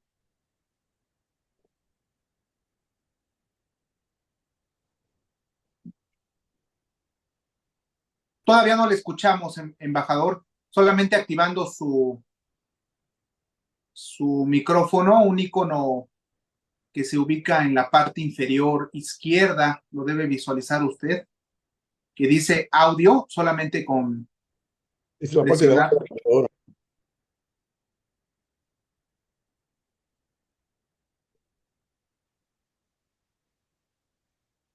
Todavía no le escuchamos, embajador. Ya, ya me escuchan, ¿no? Ya, Sí. listo, muy bien. Adelante, embajador. Muchas gracias, Ernesto, que me ha gustado mucho las opiniones de mi colega Telésforo Guerrero y también la de Arturo Huerta, y sobre todo del ponente, que ha sido muy extenso y muy claro y muy preciso. No quisiera tomar mucho tiempo y además, al estar de acuerdo con todos ustedes, lo que deseo fundamentalmente es no aclarar, sino precisar algunas cosas que no están muy claras y muy precisas en lo que se ha expresado. Es verdad, cuando un gobierno termina, el que sigue tiene la obligación no solo de revisar lo que ya se hizo, sino de darle la vuelta a algunos temas, de mejorar la explicación. Los economistas entendemos que no hay otra forma más que buscando el beneficio de los trabajadores. Si los trabajadores no se benefician, esa economía está fallando. Y en el caso del gobierno que termina, yo entiendo que el presidente López Obrador hizo un esfuerzo muy grande recuperando recursos de las empresas mayores, mayoritarias, no solo extranjeras, sino también mexicanas. Algunas tienen reticencia para hacerlo. Ahí es donde seguramente Clara Sheinbaum tendrá que meter el dedo y lograr más recursos, porque con lo que se logró, vean ustedes, no creo necesidad de repetir, pero las obras del Tren Maya, de la refinería Olmeca, del ferrocarril, que no sé si ya está terminado, transísmico y muchas más, ha sido producto de esa manera de recoger recursos. Yo espero que nuestra presidenta Claudia Sheinbaum sea capaz de ir más allá y de lograr que nuestro país mejore, no en términos generales, sino fundamentalmente en los beneficios para los trabajadores. Muchas gracias. Muchas gracias, señor embajador. Doctor Arturo Huerta, ¿alguna consideración? Oh, totalmente de acuerdo. La política económica, bueno, yo me ubico también dentro de la corriente keynesiana. Keynes, su principal objetivo era el pleno empleo, ¿no? Y de hecho, la teoría moderna del dinero dice que no es a partir de las políticas sociales que se combate la pobreza, que la pobreza se combate con el pleno empleo bien remunerado, ¿no? Y de ahí que yo terminé mi presentación diciendo que en el centro de la política económica debe ser el pleno empleo y el combate al cambio climático.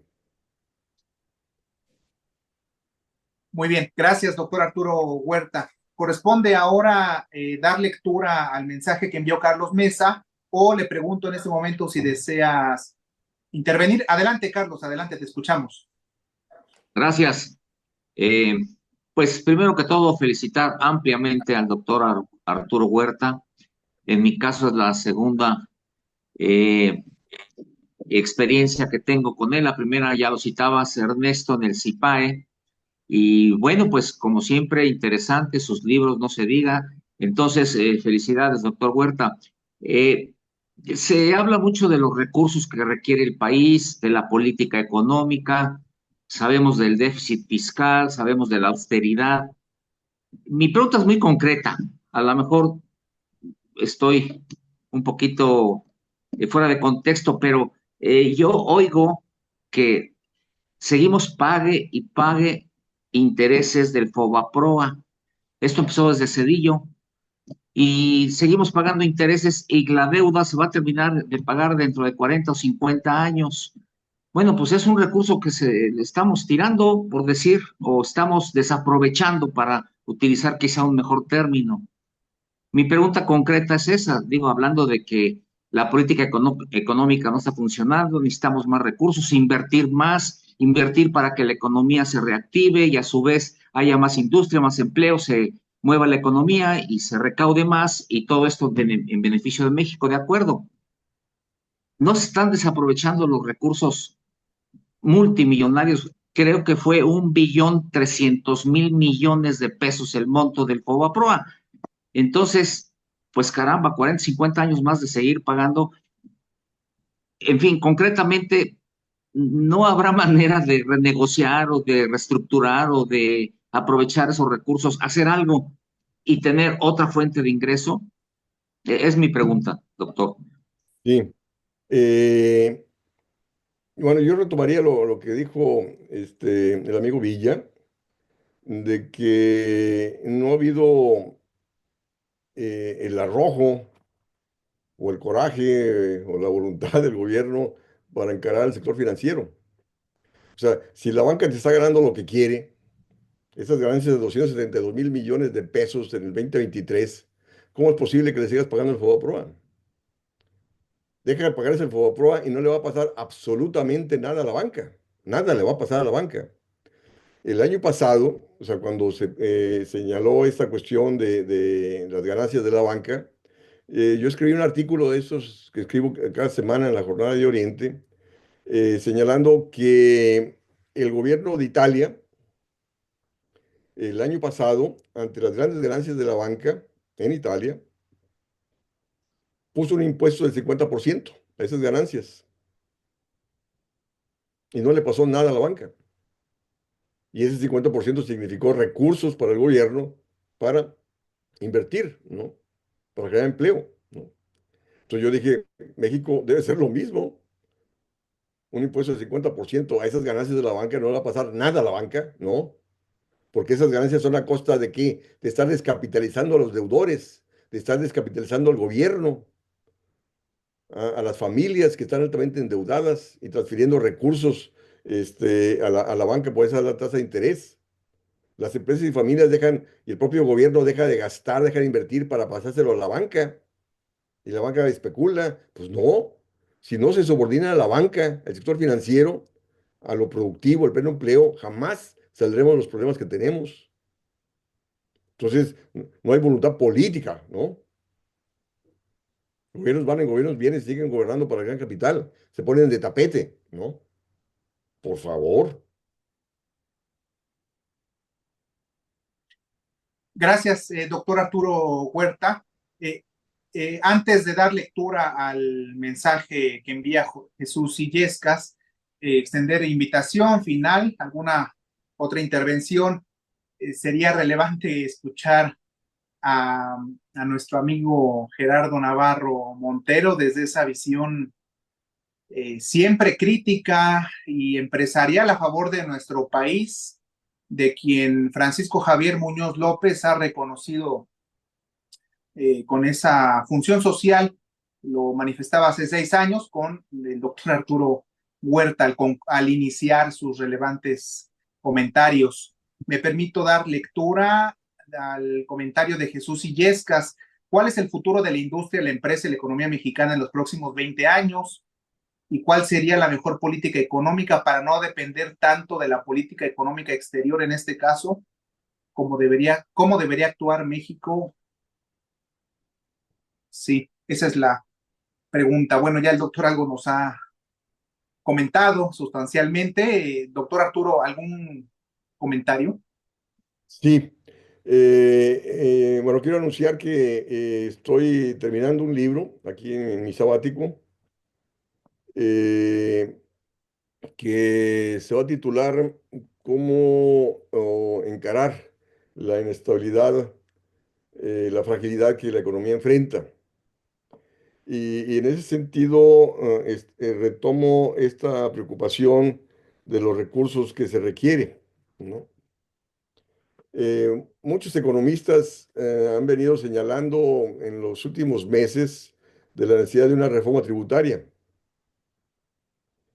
Y la cuestión es, dentro del planteamiento teórico donde yo me ubico, los impuestos es solamente para redistribuir el ingreso y para regular la liquidez de la economía. que un gobierno soberano que controla la moneda no necesita impuestos para financiarse. Un gobierno soberano que controla la moneda simplemente gasta en su moneda. Y el límite del gasto está dado por los recursos reales con los cuales la economía tiene. Es decir, no puede gastar más allá de los recursos que la economía tiene porque va a generar inflación o crecimiento de importaciones. Entonces, de ahí que yo decía en mi exposición que el gobierno debe retomar el control de la moneda para financiarse con ella, para gastar, para incrementar la capacidad productiva y así incrementar la oferta, la producción, para satisfacer esa mayor demanda y evitar presiones inflacionarias y presiones sobre importaciones, ¿no? Porque, repito, el crecimiento económico requiere de inversión, ¿no? ¿Y cómo se va a dar la inversión con la alta tasa de interés que existe? Pues no, no. Para que la inversión se dé, la ganancia tiene que ser mayor que la tasa de interés. Y estamos en un contexto donde la tasa de interés está por arriba del crecimiento del ingreso nacional. Entonces, de ahí que no hay inversión, ¿no?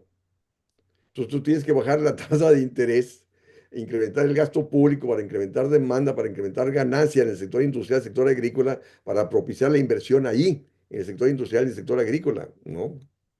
Que es lo que requerimos, ¿no? Para crear empleos productivos bien remunerados. Entonces, si me preguntan cuál es el futuro de la industria, pues estamos en proceso de desindustrialización. Repito, donde la industria ha sido ocupada por empresas transnacionales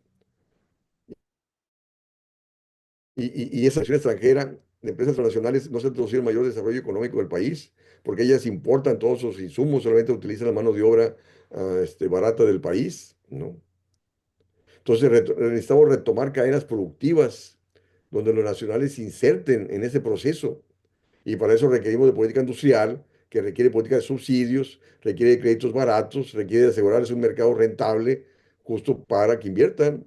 Porque si no las aseguras condiciones de crecimiento de demanda, condiciones de ganancia en el sector productivo, pues no van a invertir ahí.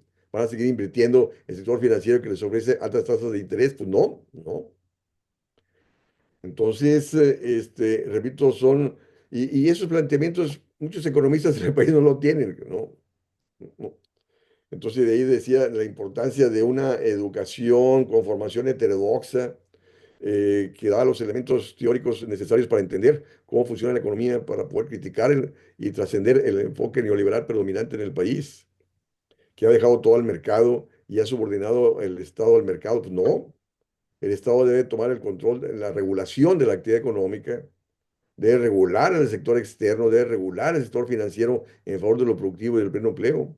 Y para eso se necesitan posiciones de fuerza que no tenemos, ¿no? Pero un contexto de crisis que lleva a la gente a las calles, pues irá creando condiciones para ello, ¿no? Desgraciadamente, porque no tenemos la conciencia política en el país para avanzar en tal dirección. Gracias, doctor Arturo Huerta. En el contexto de la importancia de las materias primas, doctor, y en la necesidad y la exigencia, yo diría, de potenciar la vocación productiva de nuestro territorio para apuntalar toda actividad interna y evidentemente el desarrollo endógeno. Doctor, ante la próxima cumbre de los BRICS, usted inició hablando en parte de los BRICS, este bloque económico, eventualmente geofinanciero, con el nuevo Banco de Desarrollo de los BRICS, New Development Bank, que dirige Dilma Rousseff. Doctor, concretamente, y si nos pudiera dar sus comentarios, amables comentarios, en un mes se desarrollará la cumbre en Kazán. Ante la incorporación de nuevos países en los BRICS, doctor, ¿qué podríamos esperar concretamente para México? ¿Algunas implicaciones favorables, desfavorables, doctor? Mira, México fue invitado, pero el gobierno no aceptó. Lula, el presidente de Brasil, invitó a López Obrador y López Obrador no aceptó. ¿Por qué? Porque México está integrado a Estados Unidos, ¿no? Ahí está el TEMEC, ¿no? Entonces, el gobierno cree que el TEMEC es beneficiario para el país porque tenemos un superávit tremendo con Estados Unidos. Pero ese superávit es resultado del déficit que tenemos con China, con los países del sudeste de Asia, con Europa y otros países. Las empresas exportadoras de Estados Unidos triangulan, traen todos sus insumos de Asia de Europa y repito, y no hay efecto multiplicador interno en el país. Eh, Ahí están los datos que puse al inicio de la presentación, cómo los BRICS se están superando al G7, cómo China ha venido superando a Estados Unidos, y el gobierno de Estados Unidos ha venido presionando al gobierno mexicano. Ahí está, cuando se hablaba hace que 4 años con el inicio de este sexenio, ¿no? Del tren que iba a Querétaro, un tren chino, y que finalmente se paró. ¿Por qué? Porque Estados Unidos presionó para que China no participara en el país. Y luego también China se iba a establecer allá en Quintana Roo, una gran factoría para a partir de ahí exportar hacia América Latina y Centroamérica, y también Estados Unidos lo frenó. Este, Igual, en relación a que México, dentro de las políticas de nearshoring, estaba dando concesiones a empresas chinas que se establecieran en el país, porque como están los aranceles a las exportaciones de China a Estados Unidos, entonces las empresas chinas dijeron, bueno, pues nos vamos a México, y ahí aprovechamos el TEMEC para a partir de México exportar a Estados Unidos. Y lo que hizo el gobierno de Biden es nada, no des concesiones y no permitas que las empresas chinas se establezcan en México, ¿no? Es decir, estamos atados, ¿no?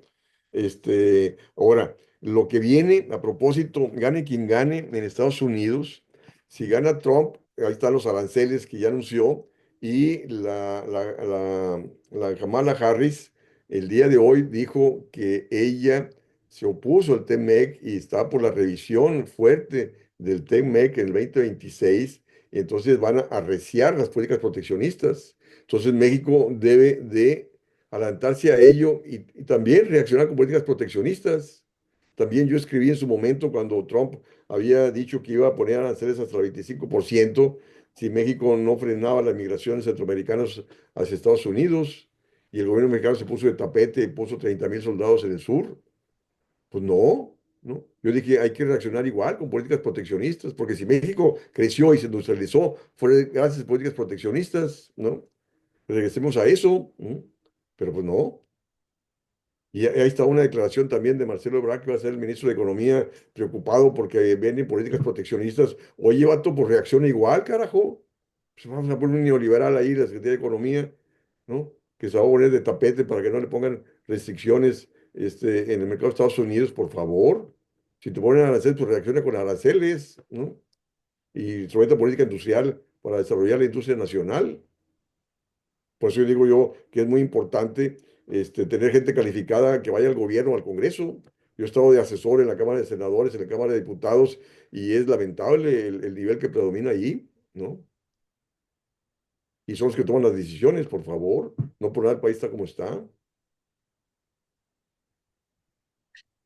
Gracias, doctor Arturo Huerta. Incluso usted, si me lo permite, ha participado en el seminario internacional de un partido político con sus relevantes reflexiones, precisamente para motivar, incentivar, sacudir, diría yo, eventualmente a los legisladores y tomadores de decisiones con ese espíritu a favor de nuestro país. Y fui abuchado.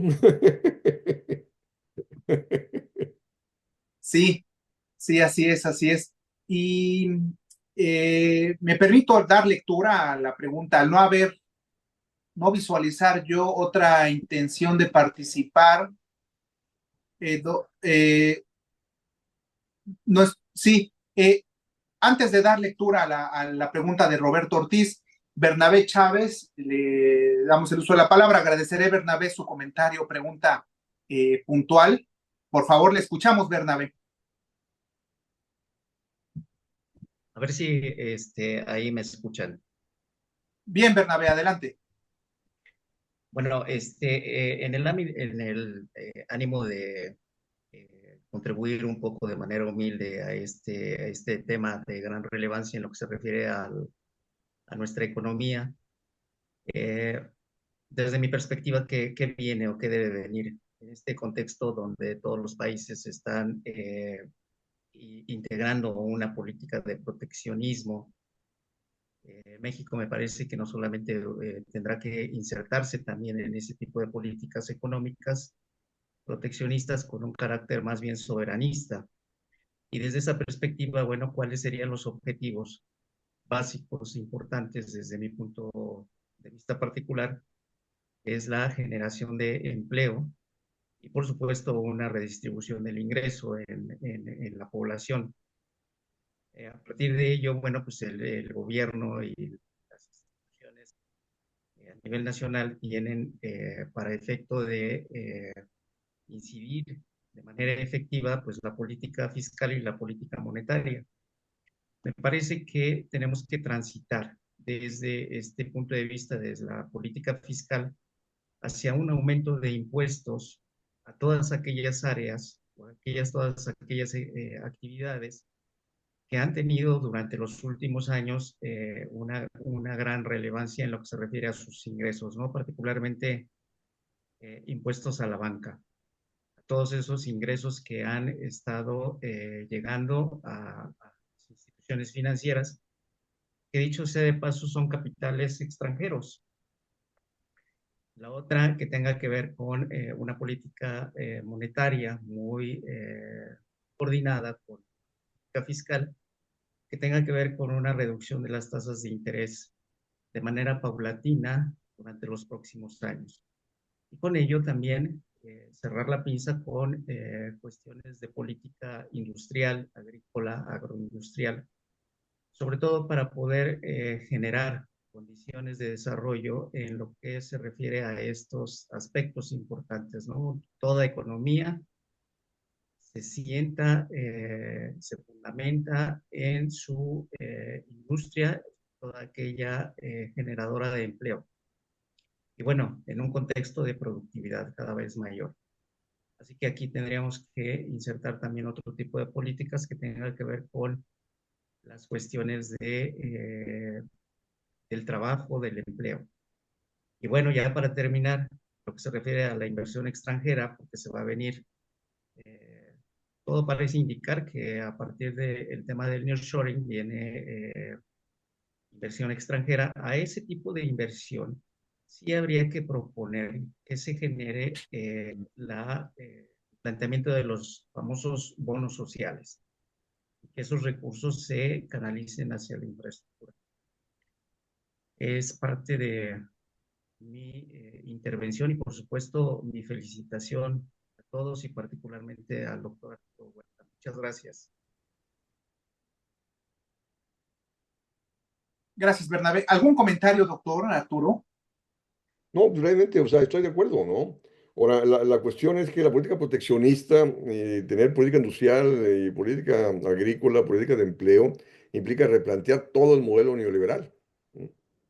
Es decir, porque para poder bajar la tasa de interés, incrementar el gasto público, instrumentar políticas de subsidio y tipo de cambio competitivo, implica regular el movimiento de mercancías y capitales, ¿no?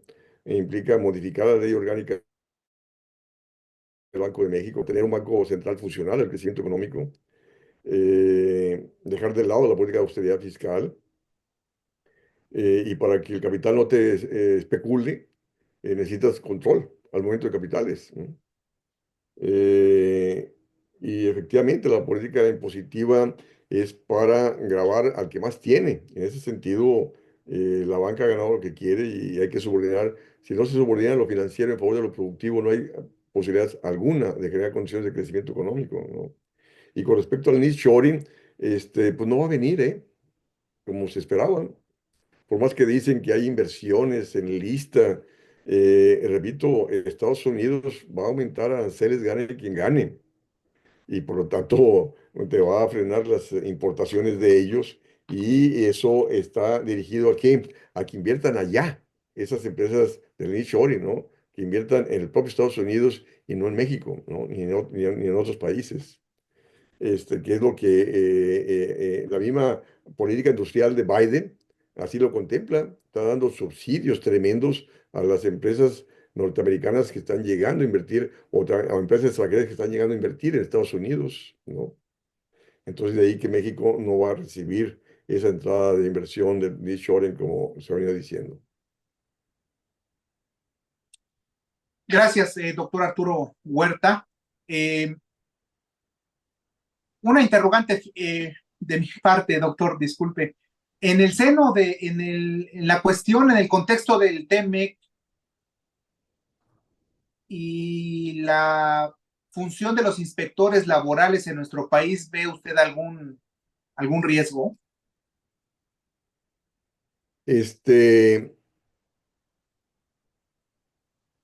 Resulta que cuando se estaba discutiendo la reforma laboral, fui entrevistado por CNN al respecto y relacionado a esta cuestión de los inspectores laborales. México instrumentó esta política de la reforma laboral en la perspectiva de democratizar los sindicatos, exigencia de los sindicatos de Estados Unidos, ¿no?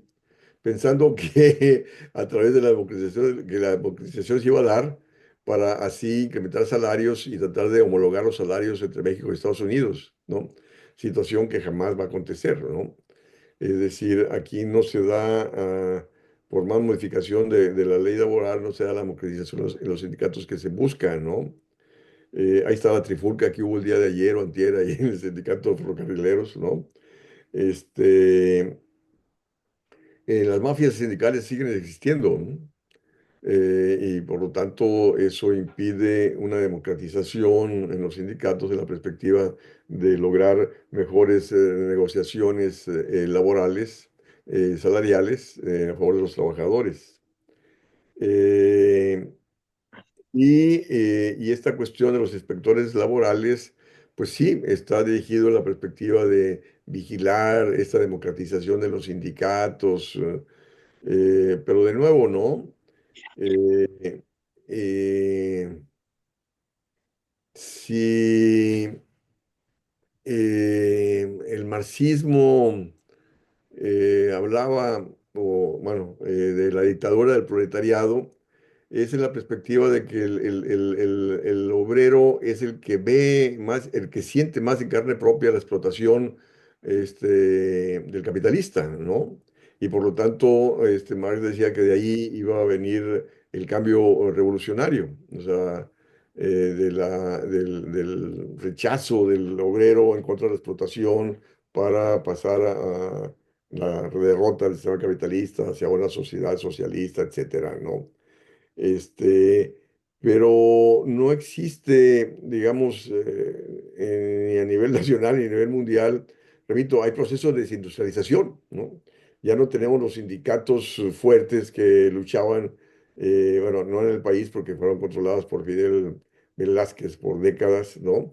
Por incremento salarial, pero en otros países sí existían esos sindicatos fuertes y las estadísticas reflejan de que ha habido una caída de los salarios a nivel mundial, ¿no? Los niveles de sindicalización en los 40s y 50s en México era el 30% de los sindicatos, de los trabajadores estaba sindicalizado. En Estados Unidos igual, ¿no? Eran niveles de sindicalización del 30 y tantos por ciento. En Europa igual. Y resulta que los niveles de sindicalización en Europa ya están debajo del 10%, en Estados Unidos están en el nivel del 7%, los trabajadores están sindicalizados, ¿no? Entonces, pues al tener menos industria, repito, tienes menos sindicatos, y esta cuestión de los inspectores laborales, pues te operan en algunas industrias, ¿no? O sea, que de hecho esas industrias en términos relativos reciben mejores salarios que el resto, ¿no? Pero no salarios en retorno a su productividad que debería redituarles mucho más de lo que están ganando, ¿no? Pero bueno, ahí son avances mínimos, pero que van en una dirección correcta, pero en el momento en el cual no cambie el conjunto, pues no. Mientras siga habiendo un montón de desempleados que están dispuestos a contratarse a cualquier salario, debilita la posición de negociación sindical, laboral, salarial de los sindicatos, ¿no? Gracias, doctor Huerta. Concluimos la última pregunta, Roberto Ortiz. ¿Cómo combatir la apatía general de los ciudadanos y de los mismos universitarios que son apáticos a todo?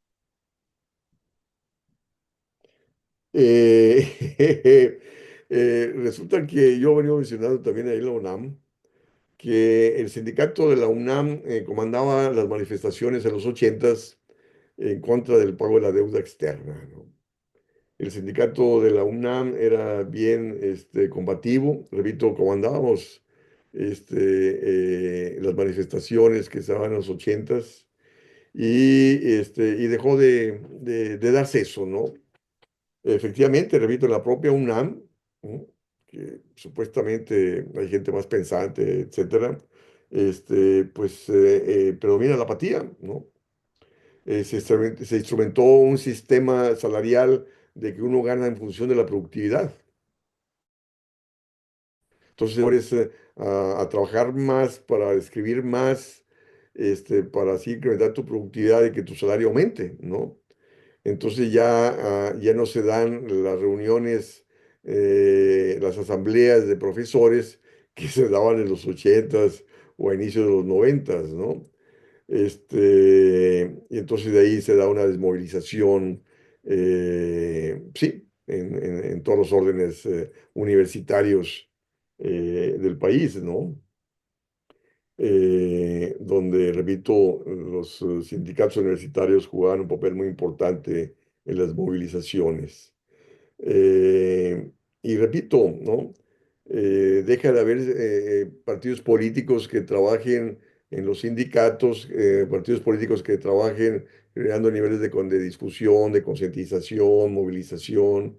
Pues sí, eh, en la perspectiva de ir mejorando las políticas económicas que respondan a las necesidades de grandes mayorías, demandar políticas de empleo, políticas de incremento salarial, mejor salud, mejor educación, vivienda, etcétera. Pues no, no. Entonces, repito, surge la pregunta, ¿en qué medida una crisis te va a generar el cambio, ¿no? Pues si la gente, hay que recordar también, ¿no? La crisis de los 30 del siglo pasado, pues dio lugar al socialismo, al fascismo, en Alemania, en Italia, ¿no? Eh, Porque a nivel de crisis severas, da lugar a caldo cultivo de todo tipo de cosas, ¿no? Y en el país, ¿qué es lo que ha venido aconteciendo? Ante esa apatía, ante esa falta de conciencia, de concientización, pues está llevando a muchos a delinquir, ¿no? Ahí está el crimen organizado creciendo tremendamente. Ahora, que no toda la gente va a delinquir, no toda la gente va a delinquir, que habrá gente que tendrá que salir a las calles, habrá gente que saldrá a las calles demandando cambios de rumbo, ¿no? Y para eso hay que avanzar en niveles de concientización y politización para que esas movilizaciones se den en una perspectiva correcta, ¿no? De demandar cambio de rumbo. Sí, porque la gente migra o la gente, repito, algunos están delinquiendo, ¿no? Pero pues no, no es por ahí, ¿no? Habrá gente honesta que tendrá que salir. ¿Y cuándo va a salir a las calles? Cuando pues ya no le dé el ingreso para sufragar sus gastos, ¿no? Y luego una cosa que, más para terminar, eh, que no veo que en México esté presente estos debates, es en torno a la problemática de los conflictos bélicos que se están dando hoy en día, ¿no? El hecho de que Estados Unidos y la OTAN están apoyando a Ucrania, Ucrania ya perdió la guerra, ¿no? Han muerto un montón de soldados ucranianos y como Estados Unidos está en contra de Rusia, está apoyando a Ucrania a toda costa y ya le ha permitido utilizar armas de largo alcance. Y Putin ya dijo que si esas armas se utilizan en contra de su pueblo, va a reaccionar. Entonces, estamos a punto de una conflagración que puede llegar a la Tercera Guerra Mundial, ¿no? Y Dios nos agarre confesados de acontecer eso, ¿no? Gracias, doctor Arturo Huerta, por sus comentarios. Concluimos ya. Finalmente, hacía referencia el doctor Arturo Huerta a las crisis, la del 29, 30, 94, 95, que un servidor no vivió. Yo pregunto finalmente, ¿es necesario que experimentemos crisis para entonces participar y apropiarnos de nuestro futuro? Movimientos como We Are the 99%, en contra del 1% de la concentración de la riqueza en Estados Unidos, esa manifestación que ya señalaba, apuntaba muy bien el doctor Huerta, ¿será necesario para entonces detonar la participación? Yo preguntaría finalmente. Gracias, doctor Arturo Huerta, por sus relevantes comentarios. Quedamos atentos de la publicación de su libro, que ya nos comentaba, para adquirirlo y leerlo. Gracias, doctor Arturo Huerta. Esperamos verle en diciembre, a partir de diciembre, en el año entrante, 2025, ya que nuevamente se encuentra en nuestro país. Por último, no, hay un libro que salió a fines del año pasado, que de hecho no lo pude presentar porque me vine para acá, que se titula Estancamiento de Inflación en México. Que ese lo pueden adquirir por línea y se los mandan sin ningún costo de envío. Es cuestión de escribir, meterse a internet, libros.unam.mx, ¿no? Así de fácil, libros.unam.mx. Entren en esa página y que es donde la UNAM vende los libros. Ponen mi nombre y ahí van a aparecer varios libros y este es el más reciente, el de Estancamiento de Inflación en México, que cuesta menos de 100 pesos y repito, se los mandan a su domicilio sin costo de envío, ¿no? Y el próximo, bueno, pues saldrá, no sé, en enero, no sé. Muy bien, doctor Arturo, gracias por los comentarios. Esperamos verle pronto y es la exigencia seguir participando activamente para incidir, influir en la toma de decisiones y transformar la realidad económica, financiera que vivimos, demográfica y social, a favor de los habitantes de este territorio, de nuestro estado mexicano. Gracias, doctor Arturo Huerta. Por lo contrario, gracias por la invitación y gracias a todos ustedes por su presencia, sus comentarios y preguntas. Muchas gracias. Muchas gracias. Un abrazo. Esperamos verle pronto. Gracias.